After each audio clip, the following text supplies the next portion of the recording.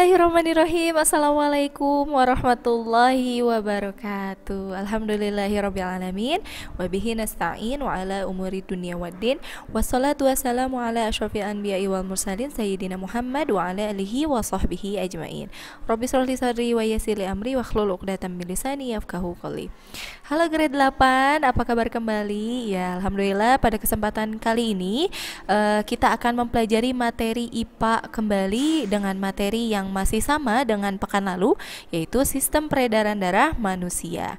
Ya, Ustazah akan mengingatkan kembali untuk tujuan pembelajaran yang akan kita pelajari. Ya, yang pertama kemarin kita sudah membahas yaitu mengidentifikasi komponen darah dan juga golongan darahnya. Nah, insya Allah pada kesempatan kali ini kita akan membahas materi berikutnya, yaitu mengenai organ-organ pada sistem peredaran darah. Ya, baik, sebelum memulai pembelajaran seperti biasa kita awali dengan istighfar dan berdoa terlebih dahulu. Ya, berdoa dipersilahkan.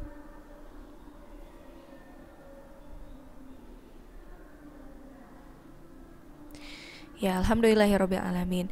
Baik, soleh-solehah, hari ini kita akan belajar tentang organ-organ pada sistem peredaran darah.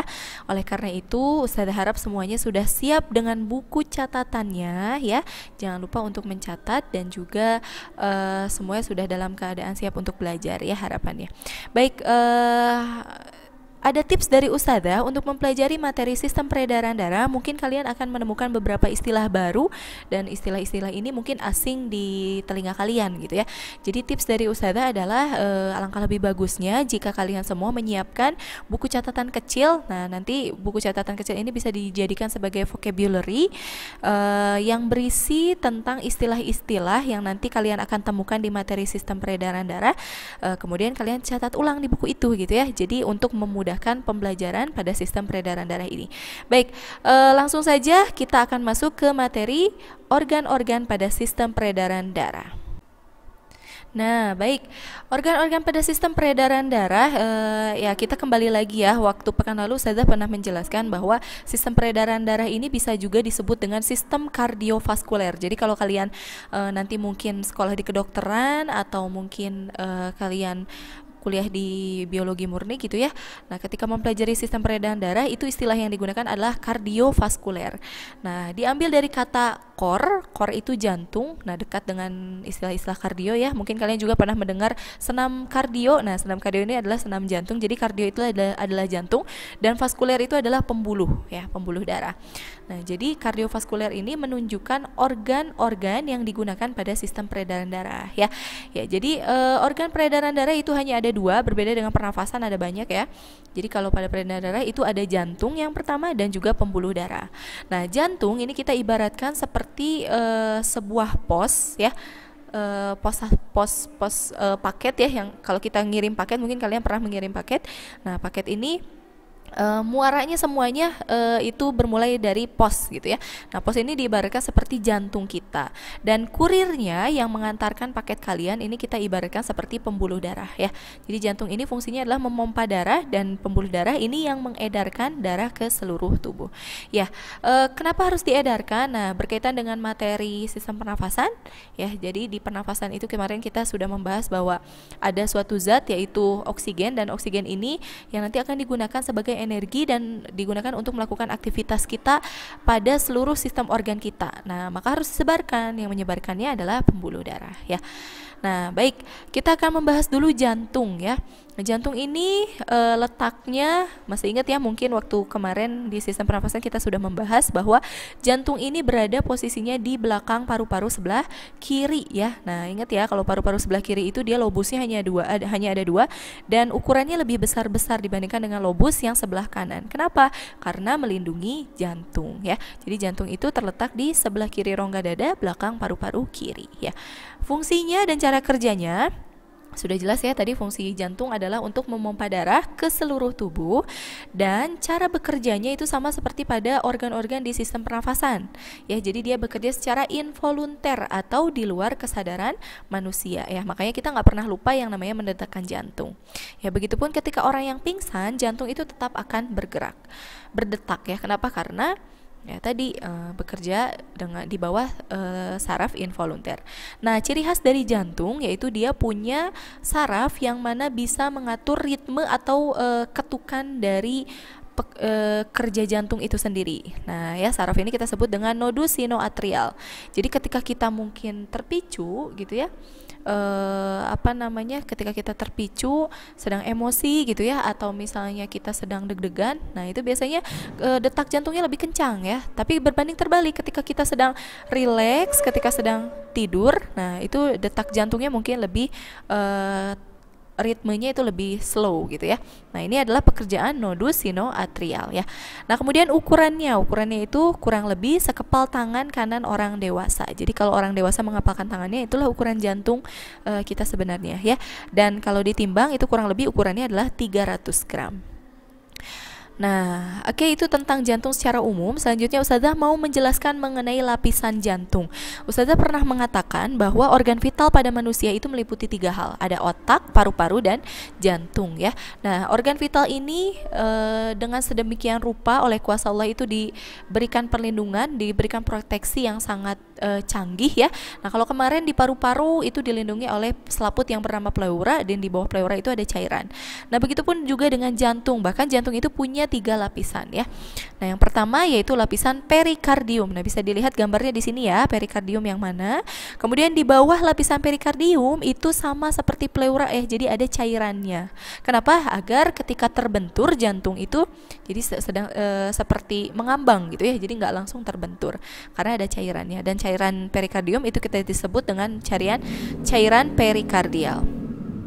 Nah, selanjutnya ada miokardium. Nah, miokardium ini adalah lapisan tengah dari otot jantung. Lapisan tengah dari jantung dan terdiri dari lapisan-lapisan otot. Jadi, strukturnya itu terdiri dari otot gitu ya. Nah, miokardium. Selanjutnya ada endokardium. Nah, endokardium ini adalah lapisan setelah miokardium. Jadi, ada lagi setelah miokardium ya. Dan lapisan ini adalah yang membatasi antara lapisan tengah yang tadi miokardium dengan ruang-ruang jantung ya. Nah, ini dia lapisan jantung. Oke, tadi Ustazah menyebutkan bahwa jantung itu punya ruang-ruang ya. Mungkin waktu SD kalian pernah belajar. Nah, Ustazah akan review kembali. Ruang-ruang jantung itu ada berapa macam kalau pada manusia ya. Jadi perlu kalian ketahui ruang-ruang jantung pada setiap organisme itu berbeda-beda ya. Untuk organisme yang memiliki jantung. Misalnya kalau pada ikan dia hanya memiliki 2 ruang. Kalau pada katak ya, amfibi itu hanya punya 3 ruang. Sedangkan kalau manusia itu sudah bisa dikatakan sempurna karena memiliki 4 ruang gitu ya. Nah, sebelumnya Ustazah mau menegaskan dulu, kadang-kadang kalian lupa cara bagaimana membedakan yang sebelah kanan dan sebelah kiri dari gambar ya. Jadi Ustazah kasih tanda dengan menuliskan huruf K dan Q di sini ya. Nah, jadi yang K itu menunjukkan sebelah kanan dan yang Q ini menunjukkan sebelah kiri. Jadi kalau kita lihat dari sisi kita berarti kebalikan dari kedua tangan gitu ya. Nah, ruang jantung yang bagian atas ini kita sebut dengan atrium atau waktu SD kita kenal dengan serambi ya. Dan ruang jantung sebelah bawah yang di bagian bawah, nah ini kita sebut dengan bilik atau bagian istilahnya kita sebut dengan ventricle ya. Jadi ada atrium, ada ventricle atau ada serambi, ada bilik ya. Nah, ini dia ya. Jadi sebelah kanan, serambi kanan itu bagian atas kanan dan serambi kiri itu sebelah atas kiri ya, bisa dilihat ruangnya. Kemudian ada juga bilik kanan dan bilik kiri. Ya, memang strukturnya itu bilik itu lebih besar ya dibandingkan dengan serambi gitu. Nah, kemudian sebetulnya sudah ada pembatas ya antar masing-masing ruang, tapi bilik dan serambi itu posisinya atas dan bawah. Nah, dan darah itu mengalir dari serambi ke bilik, dari atas ke bawah ya. Nah, maka bagaimana sih caranya biar darah itu nggak bisa balik lagi ke serambi? Nah, ada katup yang memisahkan antara bilik kanan dan serambi kanan, begitupun dengan bilik kiri dan serambi kiri ya. Nah, katup yang sebelah kanan ya ini bisa dilihat di sini ada seperti pedal ya. Nah, pedal ini kita sebut dengan katup tricuspidalis karena ada 3 katup di sini ya. Nah, kalau bisa diperhatikan. ya, katup tricuspidalis ya. Jadi tadi yang memisahkan disebut katup, dan karena katupnya ada 3 kita sebut tri, dan pidalis itu diambil dari kata pedal karena bentuknya seperti pedal gitu ya. Jadi katup tricuspidalis yang memisahkan antara serambi kanan dan juga bilik kanan ya. Nah, kemudian yang sebelah kiri itu ada katup bicuspidalis. Kenapa bi? Karena di sini ada 2 pedal ya. Jadi disebutnya katup bicuspidalis ya. Nah, katup sendiri fungsinya tadi ya untuk memisahkan serambi dan bilik dan mencegah aliran darah kembali ke serambi ya. Oke, ini ruang-ruang jantung dan juga katupnya, mudah-mudahan bisa dipahami. Kita lanjutkan ke organ peredaran darah berikutnya, yaitu vaskuler atau pembuluh darah ya.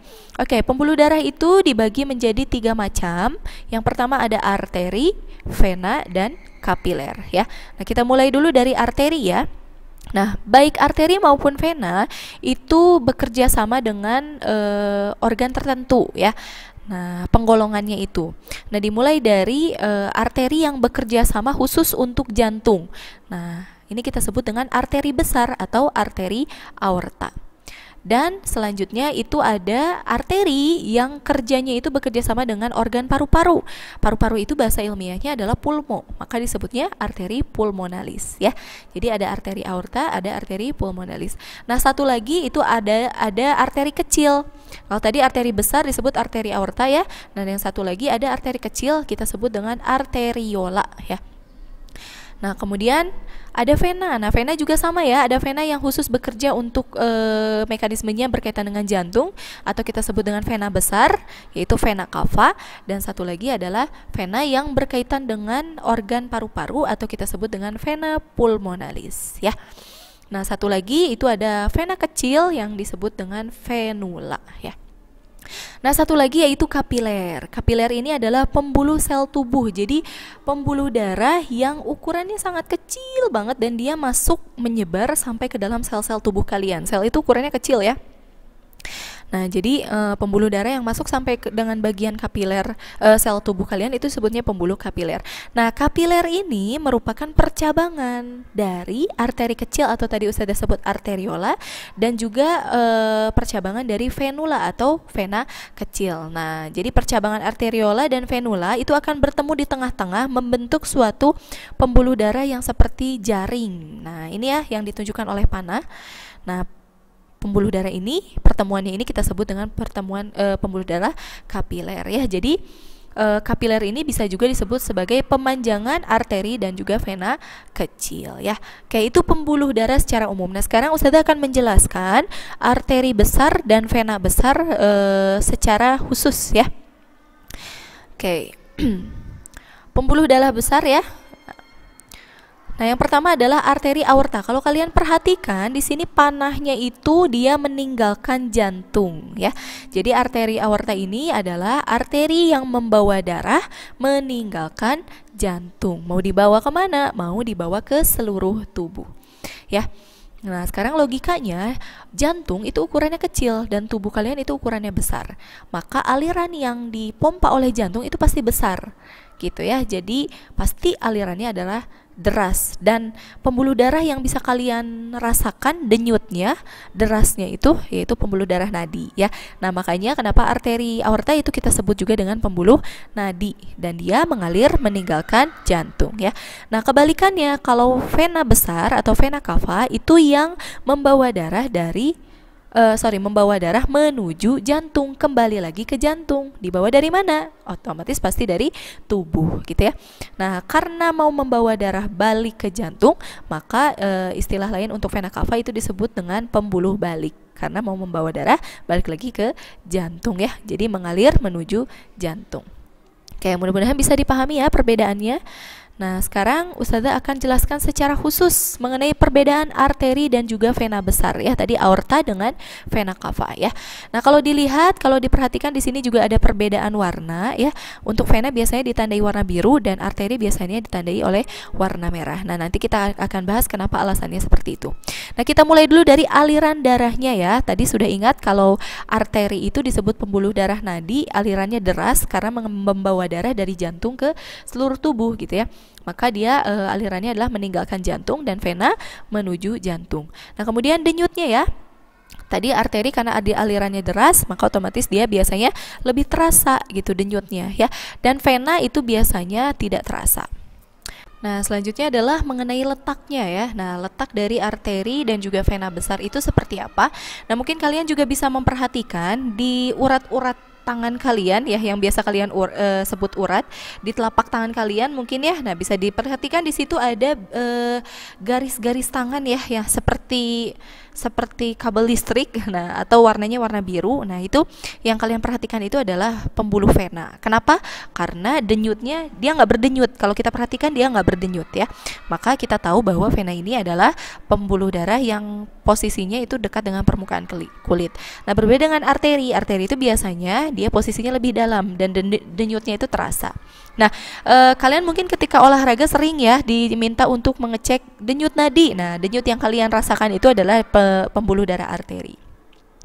Ya, baik. Selanjutnya ada katup. Nah, katup itu berkaitan dengan arus ya. Jadi darah itu mengalir, yang bagus itu adalah dari yang sesuai itu adalah arus yang sesuai itu adalah dari jantung ke seluruh tubuh gitu. Maka kalau pembuluh darah arteri itu biasanya hanya memiliki satu katup dan posisinya dekat dengan jantung. Nah, berbeda dengan vena. Vena itu kan disebut juga pembuluh darah balik ya. Jadi kenapa? Karena membawa darah dari tubuh ke jantung. Nah, biar darahnya nggak balik lagi ke tubuh, maka ya otomatis gitu pembuluh darah vena itu biasanya banyak memiliki katup. Gitu, logikanya seperti itu ya. Nah, oke, selanjutnya adalah kandungannya. Nah, kandungannya ini dilihat dari kembali lagi ke alirannya. Oke, kita ibaratkan jantung ini adalah gerbang awal yang membawa darah bersih untuk disebarkan. Nah, yang membawa darah bersih dari jantung ke seluruh tubuh itu adalah arteri ya. Nah, maka otomatis darah yang dibawa oleh arteri besar ya, atau pembuluh nadi atau aorta tadi ya, yang dibawanya itu adalah oksigen. Kenapa? Karena mengandung darah segar gitu ya. Nah, berbeda dengan vena. Nah, kalau vena itu logikanya membawa darah dari bagian tubuh gitu ya, dan tubuh-tubuh ini sudah digunakan oleh kita untuk beraktivitas, maka otomatis lebih banyak sampah yang diangkut. Maka kandungan darah pada vena itu biasanya lebih banyak karbon dioksida. Nah, ini juga yang menandakan kenapa sih warna kalau pada arteri itu biasanya ditandai dengan warna merah dan vena itu ditandai oleh warna biru. Jadi diibaratkannya karena warna darah asli itu adalah merah. Nah, berarti arteri itu tadi ya banyak mengandung oksigen sehingga warna merah, dan vena itu biasanya sudah banyak mengandung karbon dioksida atau banyak sampahnya gitu ya, logikanya. Jadi ditandai dengan warna biru atau berbanding terbalik dengan warna darah ya. Oke, materi mengenai kardiovaskuler tentang jantung dan juga pembuluh darah alhamdulillah sudah selesai kita bahas ya. Jadi tadi materinya sudah Ustazah sampaikan semua. Kalau memang ada yang masih kurang dipahami seperti biasa, silahkan bisa ditanyakan langsung kepada Ustazah. Kalau memang ada juga yang mau berdiskusi, Ustazah dengan senang hati akan menerima ya. Baik, silahkan dibaca kembali materinya, mudah-mudahan bisa dipahami dengan baik. Mohon maaf apabila masih banyak kekurangan dari Ustazah ya. Terima kasih sudah menyimak dengan baik. Terima kasih atas perhatiannya. Wabillahi taufiq wal hidayah. Wassalamualaikum warahmatullahi wabarakatuh.